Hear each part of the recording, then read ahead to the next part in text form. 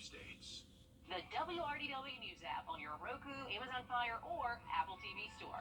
Even if you cut the cord, you don't have to lose your local news. Just type in or search WRDW, and you've got your local news, first alert weather, sports, and more for free. Closed captioning for News 12 is brought to you by Kenneth Nugent. From the station that's on your side, this is News 12 at 6 o'clock. Local school districts got results from the last Georgia Milestones test. We reached out about how officials plan to use the info, and we looked into how well students are doing post-pandemic. But first, taking a live look over I-20 and Riverwatch Parkway right behind us. It's nice. You can't see it, but it is nice outside. It's great to see the sun out finally. It is, and it's been a bit of an up and down weather week for us. It's been hot, it's been muggy, we've had lots of storms. Yeah, First Alert Chief Meteorologist Riley Hale, what can we expect tonight? Yeah, for the rest of this evening and tonight, temperatures are going to stay very muggy. So we topped out at 90 degrees, but feel like temperatures have really been near 100 most of this afternoon. So don't expect any cool down this evening. But the good news is if you have any plans outside, we are dry right now and expecting to stay mostly dry across the area.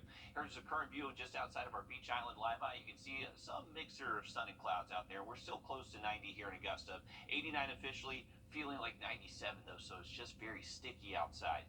Overall, we just had kind of an overcast afternoon. We had very persistent cloud cover across the CS area, which really prevented us from seeing much shower and storms develop. So they're really all around the CS area, but not on top of us. But as they continue to form, pop up, push out that rain cool air, we could see some isolated storm development across the area, at least through sunset, maybe even a couple hours after that. So through at least around 9, 10 o'clock, we'll have that chance for a few isolated storms. Isolated means less than 20% of us should see that rain. So definitely keep your outdoor plans. Have that weekend outlook in just about 10 minutes. All right, thank you, Riley. School districts just got their hands on the Georgia Milestone test results. Our Nick Dillon joins us now with how our local schools are responding as they continue working through the information. Nick? A lot of numbers tonight, all painting a picture of where Georgia students are. Georgia Department of Education calling them the first scores post-pandemic. For schools, a roadmap to the future of education. Consider this our baseline, and so we'll measure our accomplishments against these scores for the next years to come. The County Associate Superintendent Michelle Sherman says the pandemic impacted scores, especially in the early grades. Probably the last couple years we saw more of an impact there, where some of those critical foundational skills that we're used to hitting really hard, maybe some of those absences impacted that. Overall, at the state level, they knew they'd see some growth from last year. We expected to see gains this year as they returned to more of a normal learning environment. However, we know they were still being impacted. Impacted by COVID protocols and more, which is why Columbia County only uses past year scores as a guide. Cautioned from the state not to compare. Of course, we look at our data pre-pandemic to see how far off the mark we are, and we're really not too terribly far from where we were then. Moving forward, Columbia County is rolling out a new curriculum called ACE this year with hopes for easier learning and higher scores.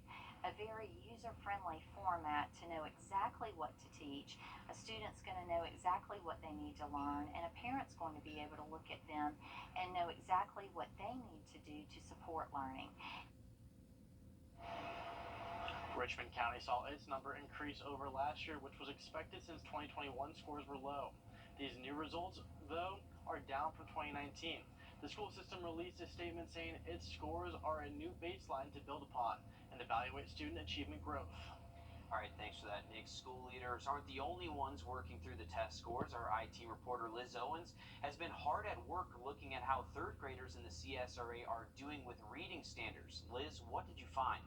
Well, third grade is one of the most important learning years in a child's life. A study by the Amy E. Casey Foundation found students who are not proficient in reading by the end of third grade are 4 times more likely to drop out of high school than proficient readers.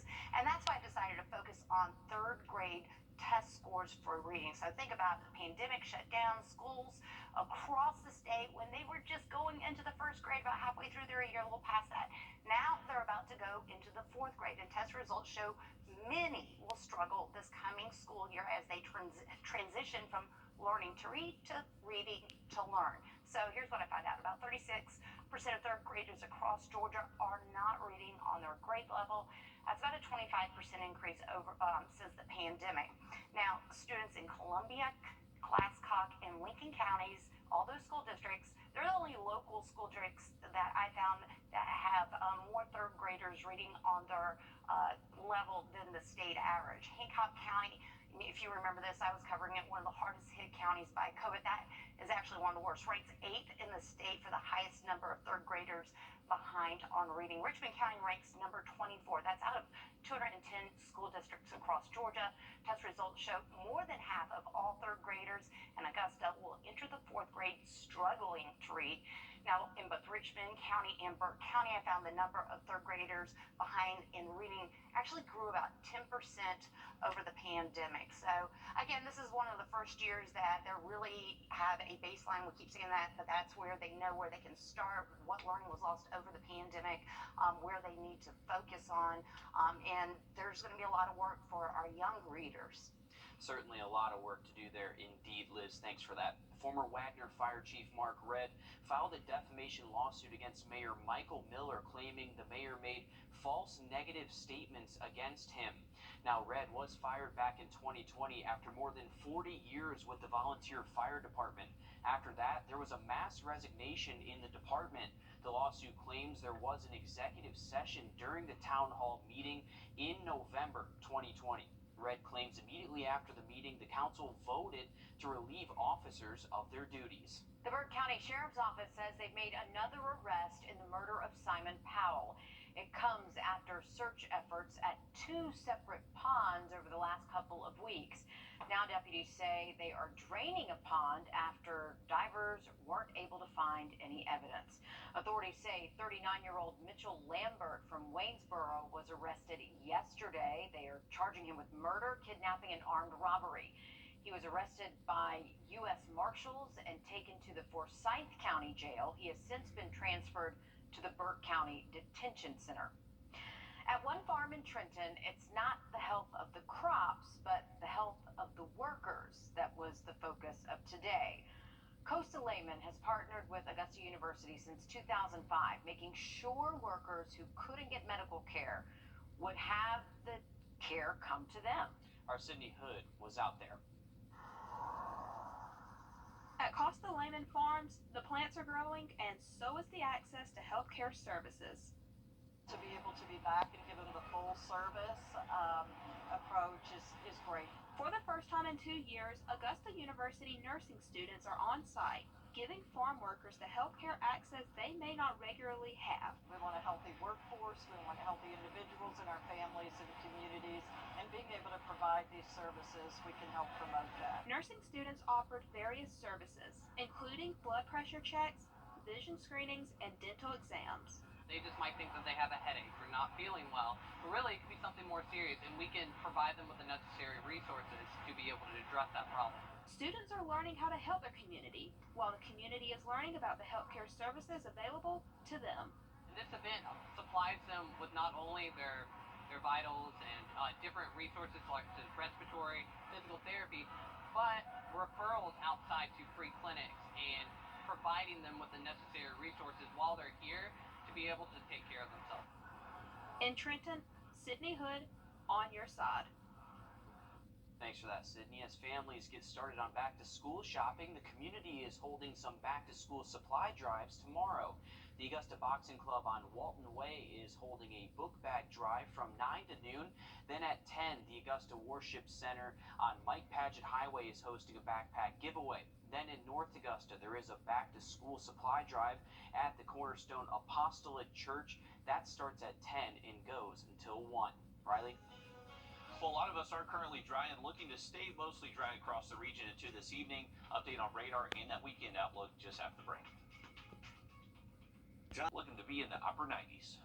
Thanks, Riley. We know it's hot out there, but did you know it doesn't have to be that hot for a kid to get burned by playground equipment? The Consumer Product Safety Commission says one child was burned when it was just 74 degrees outside. Gosh, you don't even think about it. Absolutely but not. 74 degrees. And it's not just the metal slides that we all know you need to worry about. Our Laura Warren found the plastic used for slides swings, and even the ground surfaces can all burn children if you're not careful. Oh, hot, hot. It was hot on my butt really bad. Lily and Brody is sticking with the splash pad instead of the playground in this summer's heat.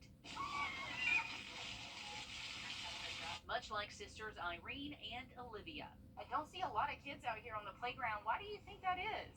Because it's so hot. The National Program for Playground Safety warns structures can reach temperatures up to 189 degrees, burning a child's skin in less than 3 seconds. So the I-Team put it to the test. So a slide like this, kids may get in at the top, think they're fine, think it's not hot because it's enclosed. You get to the bottom where it's been baking in the sun. The surface temperature of this right now is registering about 125 degrees. Dr. Richard Carty is a pediatric ICU doctor at the Burn Center at Doctors Hospital. He's seen the playground burn danger become very real in his 15 years of treating burns. It's oftentimes not something you figure out with just touching it. You have to hold your hand on it. Dr. Carty says young children have thinner skin, so their threshold is different than an adult, and so are their behaviors. A lot of times kids will freeze.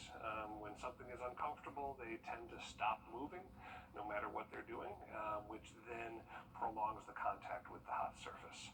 So what should you look out for? The Consumer Product Safety Commission warns to use caution with slides, swings, or other equipment a child may sit on. Dark-colored plastics and rubbers, especially the surfacing under and around the playground equipment. Asphalt and concrete surfaces near playgrounds, and obviously any metal equipment. The CPSC also reiterates thermal burns, while rare, can happen in even mild weather. As long as the equipment or surfacing is in direct sunlight for an extended period of time, there is a risk of sustaining a thermal burn injury.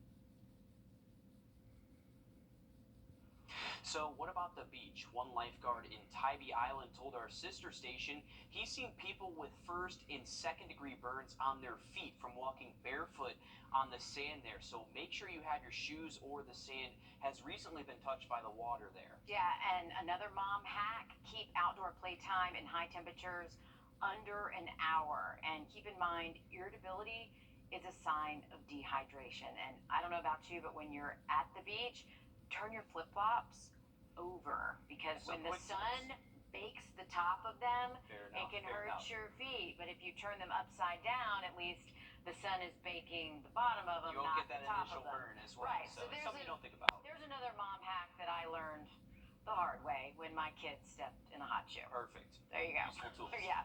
Still ahead, a new tournament is coming to Augusta. We caught up with the local business getting ready to host it. We'll tell you more about the Masters of axe throwing. Yeah, that's a thing. Next. And we're taking you live out to Peach Jam. Our Alyssa Lyons is standing by with the highlights from the first day of elimination rounds, and its loser goes home. Approve this message. There's nothing little about truck accidents. Call me today and let me fight to get you the biggest check possible. A local axe throwing spot is set to host the CSRA's first tournament sanctioned by the World Axe Throwing League. And Nick Proto stopped by Broad Axe Throwing to find out more about the Masters of Axes tournament. Spray down your board, grab your axe, and get ready for Augusta's first axe throwing tournament. It's the CSRA's first World Axe Throwing League WATL sanctioned axe throwing event. At other events, players can win cash prizes or trophies.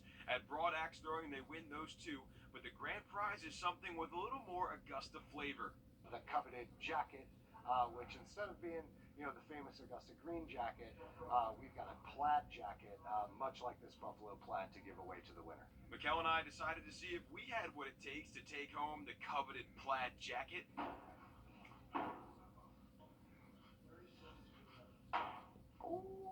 But we'll just leave it to the pros. Owner Vinny and Gallinera is hoping this tournament puts the Garden City on the map in this up-and-coming sport. We want everybody to have in the back of their mind, every year, it's almost August, those guys in Augusta at Broad Axe Throwing are going to put together their Masters tournament for axe throwing, the Masters of Axes tournament, and maybe this year I could get that jacket. In Augusta, Nick Proto on your side. That's pretty awesome stuff there, and Nick really didn't show his shot there because Well, from what I saw, it was the handle that was in the wall, not Okay. the actual axe. Okay, so he was being a little humble, I guess? He was humble about it. Okay, and because if he was terrible, you would definitely throw him under the bus right now. Absolutely. Yeah, So this is honesty right now. This is brutal honesty here. All right, fun stuff there. On your sideline, sports brought to you by the Hawk Law Group. Well, we have officially made it. It's Elimination Day at Peach Jam. Win or go home, and the reigning champs battling it out to reserve a spot on Sunday. But before they do, they'll have to meet up with Team United, who didn't go home with the hardware last time, but looking to go this time. A slow start had TSF trailing early. Not surprising, this is a team that had a teeter-totter week, coming off 2 losses and a 1-over win on Wednesday and a show out on Thursday. They look to reassert some dominance back on their home court. A last-minute 8-0 run at TSF within 9 of United by the half, and they ran with it. TSF matched United shot for shot up until the end of it, rolling out 38. But it wasn't enough to pull them ahead. TSF's time at Peach Jam ends 75-65. We learned we know how to fight through resilience, get us set the bill on for next year. I mean, we knew it was going to be a tough road for them, and no bigs, 3 injuries, 3 lost starters.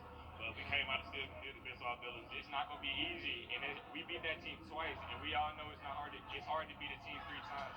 So we just knew that we had to really turn it up, and we can't start the fight. Now TSF has plenty of tournaments left to cover this summer, but if you're looking to come out tonight and want to catch some CSRA talent, Alabama Fusion takes off at 8. All right, thank you, Alyssa, reporting live there from Riverview Park and Peach Jam for us. Doppler Max radar is quiet at the moment. We could see a few storms pop later into this evening. Update here and on the forecast just after the break. Today. Well, tonight's the night to buy a lottery ticket. The Mega Millions jackpot is up to $660 million, and the drawing is tonight. You heard that right. That's right. 660. If I'm not here Monday, you'll know why. Winners can choose to take the whole thing paid out over 29 years, where you can get about $377 million in cash. You have about, till 10 tonight or so to get your ticket, because the drawing is at 11. And odds of winning it all are 1 in 300 million. So what I'm hearing is that there's still a chance. That's right. There's There's a chance. There's a chance. So you're telling me there's a chance. There's a chance. It's the only way you win unless you play. But, all right, so if you had to pick your lucky numbers, what would they be? We already did this, and the problem was that no one won the night before. But we did call the consecutive numbers, so that's true. We always watch a lot of numbers at 11. There's always a consecutive, whether it be like a 31-32 or a 44-45. So if you're picking those numbers, just try to get consecutive in there. 12, of course. 12 and 13. I wouldn't do 13. That's an unlucky number, but hey, best of luck to everyone out there. Yeah, Absolutely. Hey, let's look at our temperature history. Believe it or not, folks, we've actually been below average with our high temps for about 2 weeks now. It is still hot and humid out there. We're going to see some hot temps into the weekend, but overall our temperature is going to be fairly seasonal. This is where we should be for the middle of July. 93, 94 for the next 3 afternoons. Overall, those storm chances do start to go down as we head later into the weekend, but still can't rule out just a few pockets of rainfall each afternoon, but keep your outdoor plans both Saturday and Sunday. All right, thanks, Riley. That's it for us at 6 o'clock. Yeah, we'll be back for News 12 at 11 o'clock. Me and Riley will. We'll see you there. Thanks for watching.